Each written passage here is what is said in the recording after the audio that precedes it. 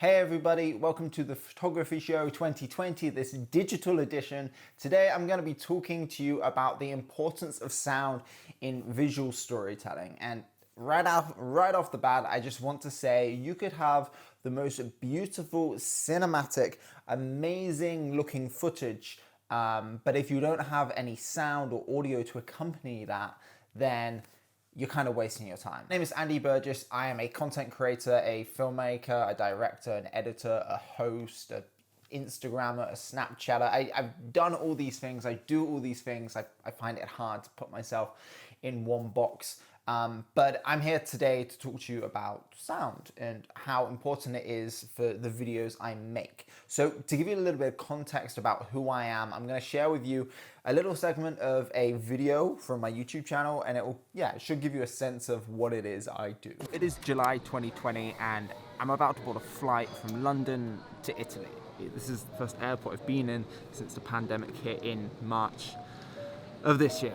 Italy was one of the worst affected countries in Europe, but as of the 3rd of June, it opened its borders to a number of European countries without requiring visitors to quarantine. So is it really safe to be traveling to Italy right now? And why are they welcoming millions of tourists so soon after lockdown? Well, I'm gonna board this flight and find out firsthand for myself.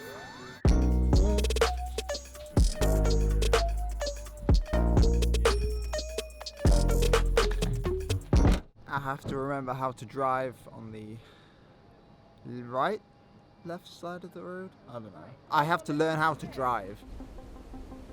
So, welcome to the island of Sardinia off the coast of Italy.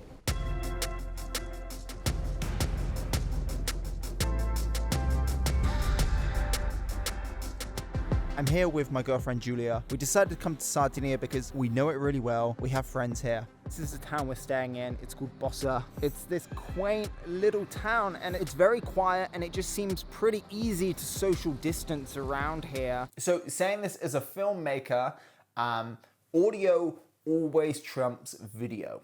Every time. If you don't have good audio, then your movie is just gonna suffer. And that's what we're gonna get into today. So let me take you back to the start because I didn't study film. I didn't grow up learning about film. I didn't know how to use a camera like this until about 3-4 years ago. I've always been creative. I was always a creative from a young age. I was a musician. I was in the music industry for a long time, playing in bands, and as time goes on, 5 guys playing in a band, people start to butt heads.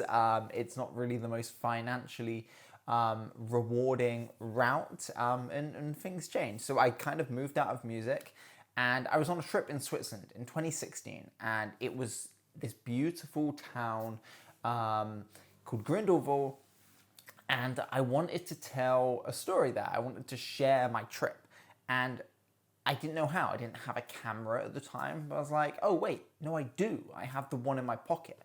I have the one that we all have, right? Which is a phone. So I picked up my phone and I started making Snapchat stories. It was 2016, Snapchat was probably at its peak of popularity.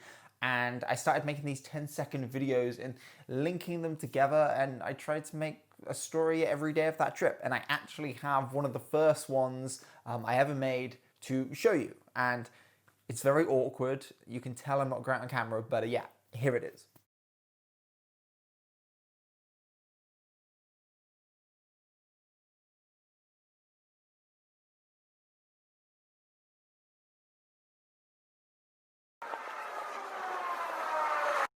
We're currently at 5,000 feet above sea level. So you can see how awkward I was on camera and what it was like. The power of editing this talk is I can just cut it off before you see the really bad stuff.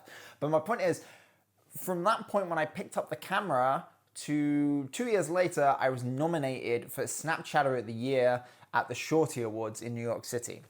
I had gone from not really knowing anything about film to being nominated for this award. And that blew my mind. That moment when I picked up the phone in Switzerland was a complete different direction in my life. It took me into a completely different world. And that's what I do now. I am a full-time content creator. I get to make videos with brands that I love. I get to travel when we're not in these conditions. And I now have a show with Red Bull called Origins, which looks into the origins of extreme sports and the communities and cultures behind them. So I quickly want to share how I got from making those Snapchat stories to hosting and creating my own show with Red Bull. And then we'll dive into the importance of the sound within those videos. So after I made those first couple of Snapchat stories, I just got this bug for wanting to create more of these. And I just spent all my time doing that and honing it and just trying to like hack the app. And eventually I decided that I was going to quit my marketing job that I was working in Bristol, and I was just going to move to New York for a couple of months. I had some money saved up. I just wanted to visit New York. It was a place that I'd loved growing up, and I wanted to revisit it. And it just so happened that I started to film and document every single day of it. I was essentially vlogging on Snapchat. And that caught some attention of some brands. And I started working with a bunch of different brands in New York, and I was starting to make money from making Snapchat stories. And I was like, well, hang on, maybe I can turn this into a career.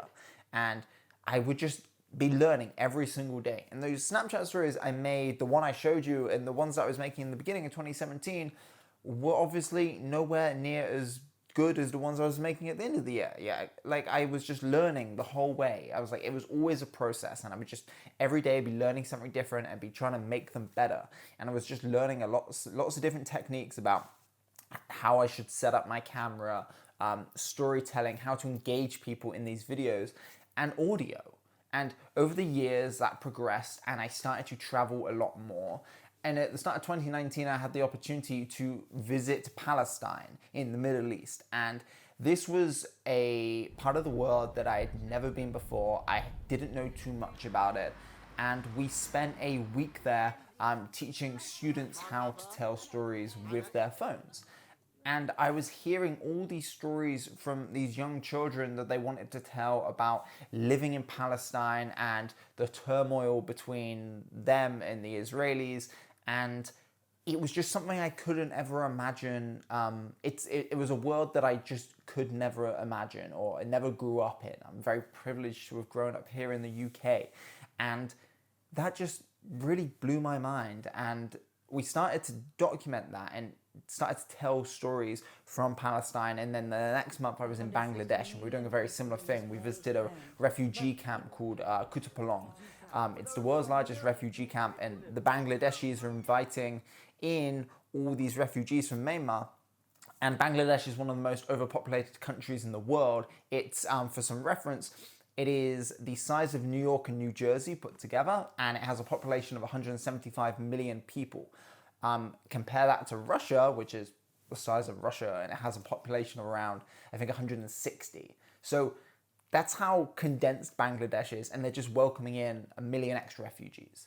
And that was the point when I started switching the videos I was telling into this 16:9 format for YouTube, because they were really important stories. They were wider than just myself, and to do them justice, we felt like we had to make them longer than a couple of minutes, and we just had to really build them out on a platform that would last longer than 24 hours. And it was telling those stories where we were incorporating other people's voices, and I was starting to interview people more. And that was a really important part of the videos, was having these people's voices and just really trying to bring people into that video. What I felt like I had learned and done quite well on Snapchat and Instagram stories was people would live vicariously through my videos. They would come along with me on trips to travel. They would be there when I was in Florence or Rome or over in Dallas or Australia. They would follow me along in my stories, and I wanted to try and bring that immersive experience into these short form documentaries that we were making. And one of the biggest ways that I found with doing that was adding real life sounds to these videos. And that's kind of where I am today. I now have a YouTube channel where I create videos that tell stories from different countries and cities from all around the world, from talking about what is currently going on in Italy in the tourism industry in regards to COVID-19, over to Stockholm, talking about how startups are thriving there, and how Singapore became this really big, diverse and inclusive country in 54 years. Lots of different topics, and that's what I do on my YouTube channel. And then that led into this show that I've now created with Red Bull called Origins, and in a similar vein, it's looking at different communities and cultures from around the world, but it's diving into the history of extreme sports. And we shot the first episode in Hawaii. I'm gonna share a little bit of that video with you now. And as you're watching it, listen out to the sounds in this piece.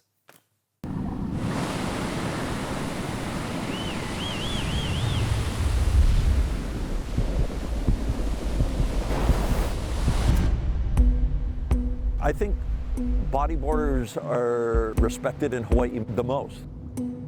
Such late, steep drops that board surfers can't do. Pipe is a pretty amazing wave of consequence. It's the most deadly wave.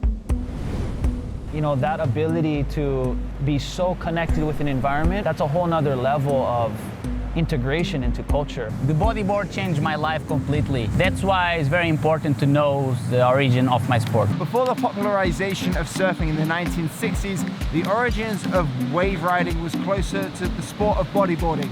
And today I believe that will be the biggest waves you've ever seen in your life. I was surfing pipe by the time I was like 13 or 14 years old. Back then that was unheard of, much less on a bodyboard. My perception and knowledge of bodyboarding was like minute. But then when I saw what you were doing, it blew my mind.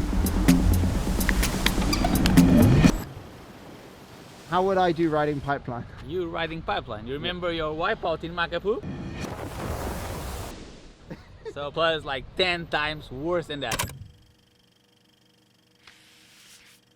So for me, this was one of the biggest projects I'd ever undertaken. I was essentially producing, directing, hosting, and editing and co-shooting this piece.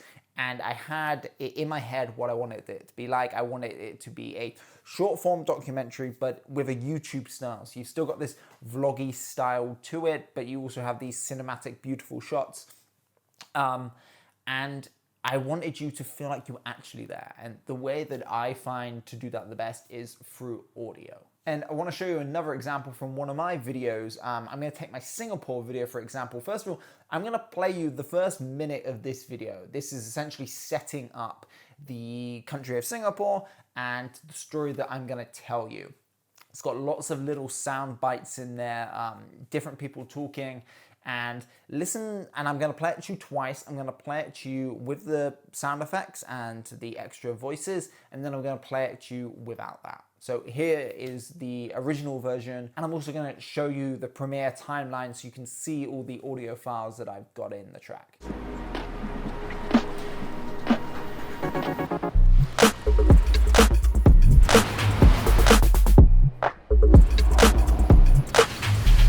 Welcome to Singapore, home to 5.8 million people in a country which is just half the size of the city of London. Singapore is one of the most diverse places on the planet.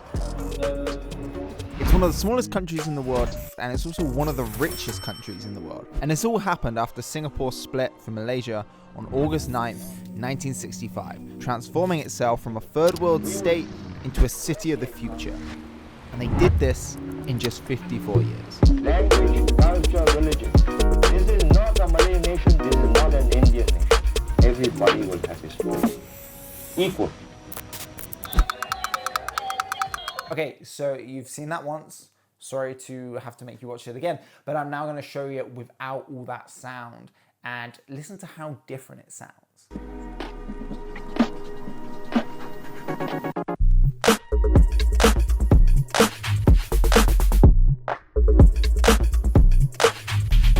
Welcome to Singapore, home to 5.6 million people in a country which is just half the size of the city of London. Singapore is one of the most diverse places on the planet. It's one of the smallest countries in the world, and it's also one of the richest countries in the world. And this all happened after Singapore split from Malaysia on August 9th, 1965, transforming itself from a third world state into a city of the future. And they did this in just 54 years.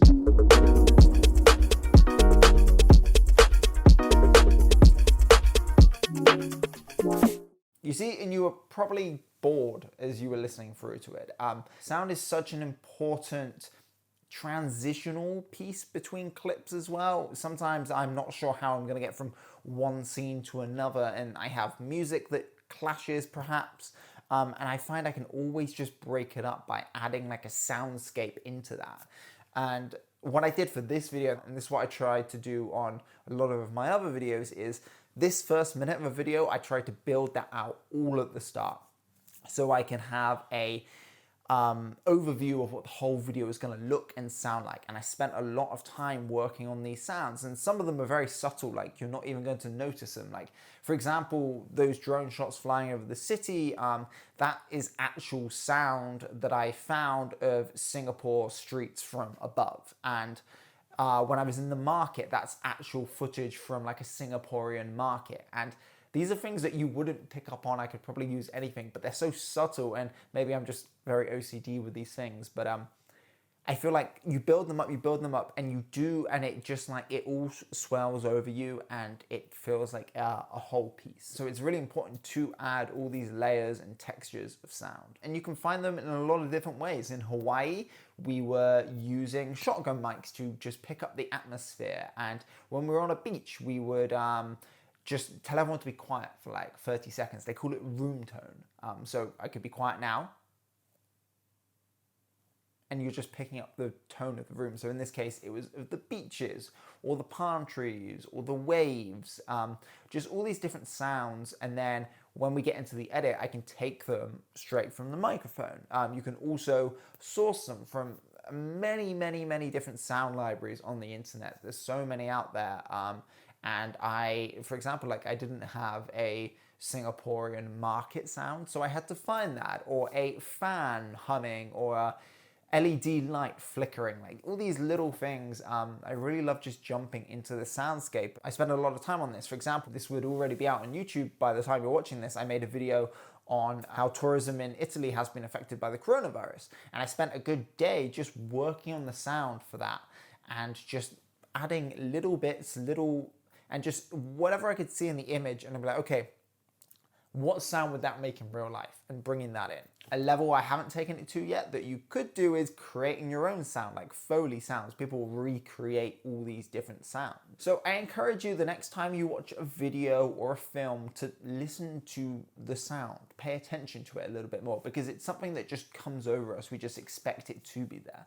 But when it's not there, you really notice the difference. And I mean, I did this at the start. I made all these Snapchat stories, and it was just music over the top of these videos. And it's okay for a quick montage, but there's something much more to it when it all comes over you, and you really feel like you could be there with that person. That's what I love about YouTube, is the